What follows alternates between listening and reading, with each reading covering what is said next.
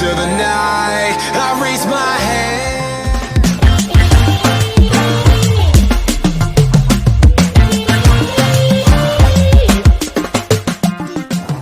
Friends, today I would like to share with you a reflection titled, Who Are You?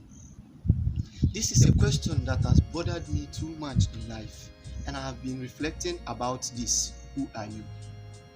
And I would like to share with you a story of 4 particular young men. And these 4 particular young men, they demonstrate to me the kind of personalities we have in life. There were 4 young men living with their father, and one evening the father called them and he told them, "My dear young men, please, you know I am very old and very soon I will die, but I would like to share for you my properties before I die. So tomorrow as early as possible, meet me in front of my door. I will bless you and share the property for you." The following day, exactly 6:00 a.m., they all gathered in front of the father's door.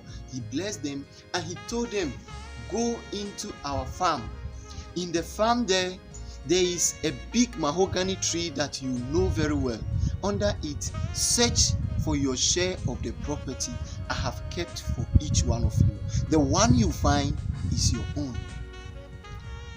So these 4 young men set off.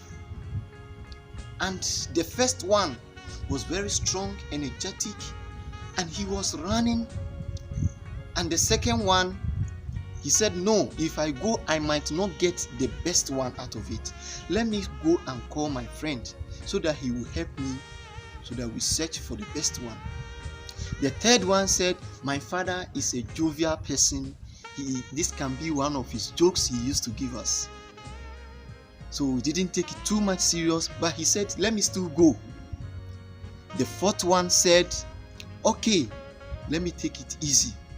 Let me go, even if I am not too fast." Now, the father, unknown to these 4 young men, used a very short road and he reached under the mahogany tree before these 4 young men. So the first one that was very energetic and strong reached there before everybody. But surprised to him, he saw the father standing under the mahogany tree. Before he would speak to the father asked him, "My dear son, where are your share of the properties I gave you?" He said, "Father, I have come to search." The father said, "Okay, you can be searching." He started searching. The second, who went to call his friend, they were gisting. And on the way going, he was telling the friend if he is able to get the best property, what he will give the friend. And in jesting, they arrived and the father asked them and they also started searching. The third, on his way going, he was moving by the roadside. He saw a very shining gold by the roadside. He said, "Yes, I said it. My father is very smart. He did not keep the property for me under the mahogany tree. I am not a greedy kind of person. I have taken my own share of the property and I am going home." On his way back home, he met the last son. And this last son, when he met his brother, the brother told him, "Why are you going back?" He said, "I have found my own share of the property and I am not a greedy person and I have taken my own share and I am going. So go get your own and come back." So the last son was going by the roadside and he was picking the pieces of gold by the roadside. And on his way, he saw many pieces of gold. And when he arrived at the mahogany tree, there were plenty gold in his clothes. Now the father welcomed him. "My dear wise son, you are the one that really searched for the property. You are the one that is really going to get the major share of the property." Now the father told the other sons who were still searching to come back, that he did not keep the property under the mahogany tree. Rather, he kept it by the wayside.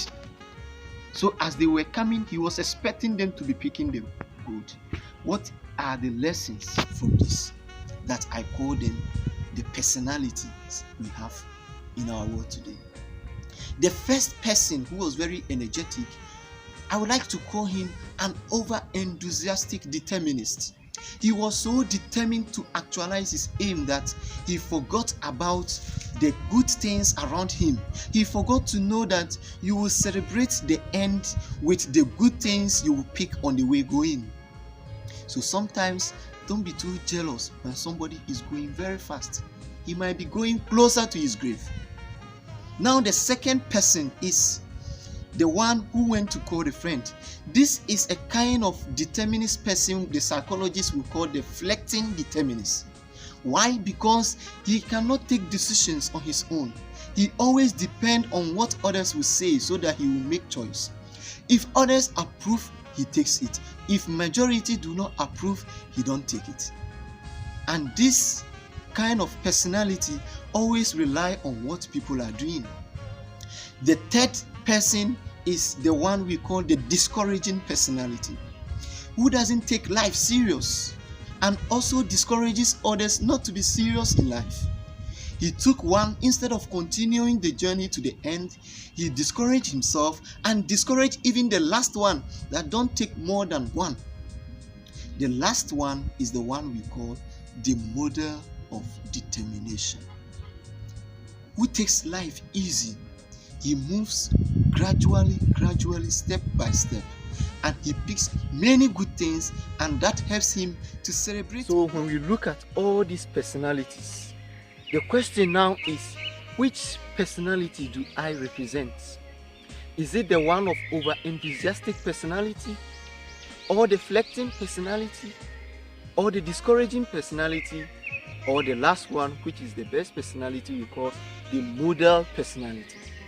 Any of this I find myself, I am called to work harder to improve. If I am the model personality, good. I am still called to work harder. So what I would like to urge each and every one of us to do is, if we are into any business or any stage of learning, whatever we are going through, the good things we learn there is what is going to help us to celebrate well at the end when we gain it. And if I'm to give it a spiritual meaning, what we are picking as good and virtues in life now is what we are going to present to Jesus at the end. So this together will help us to achieve our spiritual aim and our socio-economic aim. May God bless you as you keep this in mind. Thank you and bye-bye.